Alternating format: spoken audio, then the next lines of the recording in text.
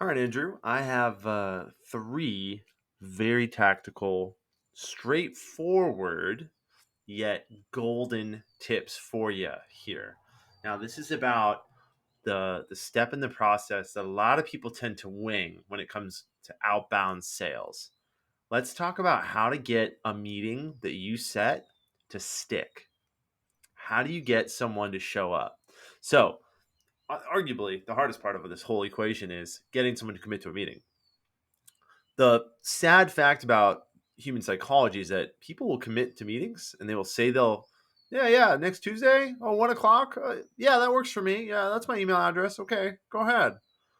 They will do that even when they're busy, even when they don't have time.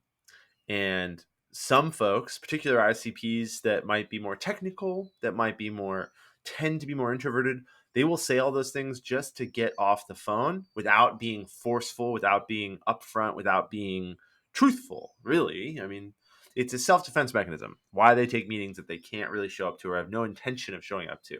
So let's talk about three things that sellers can do today in their process to help really impact their meeting show rate.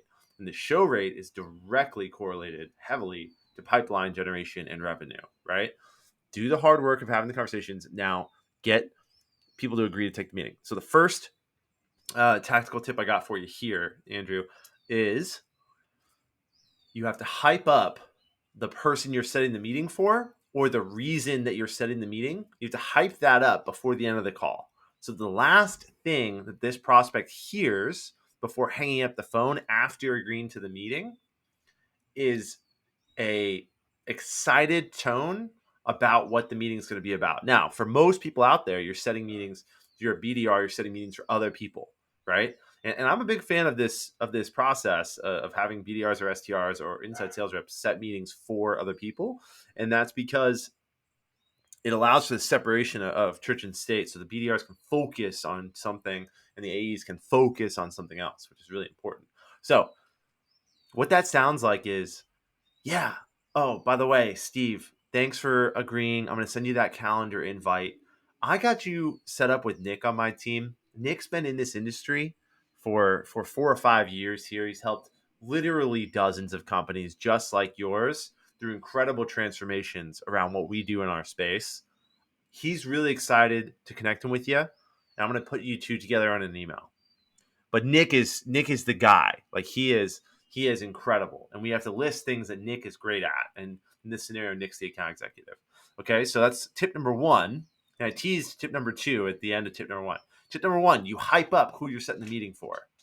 There has to be some excitement there. Tip number two: tell them that you are connecting them to this person, not just on the calendar invite.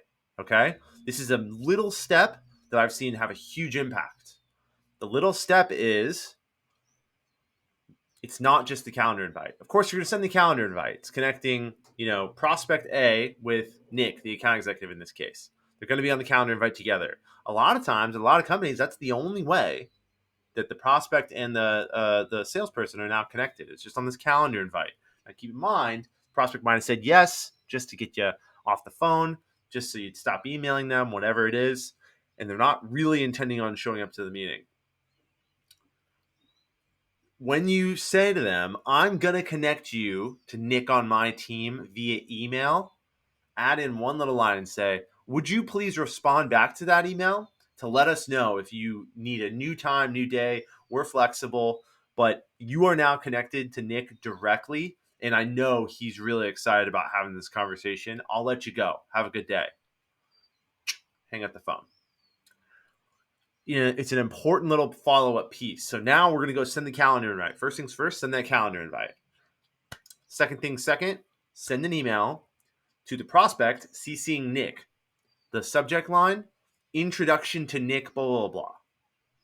They're going to look at that email later and say, the first thing in their head is going to go, introduction to who did, I don't know Nick. Oh, yeah, yeah. And they're going to have this moment where they're like, oh, okay. I remember I agreed to this meeting. And probably 30% of the time at this juncture, they're going to dig back into what your company does. They're going to go look at Nick either on LinkedIn or somewhere else, which leads really nicely into tip number three here for everybody when it comes to getting the meeting to stick. Your account executive or whoever you're setting the meeting for needs to engage.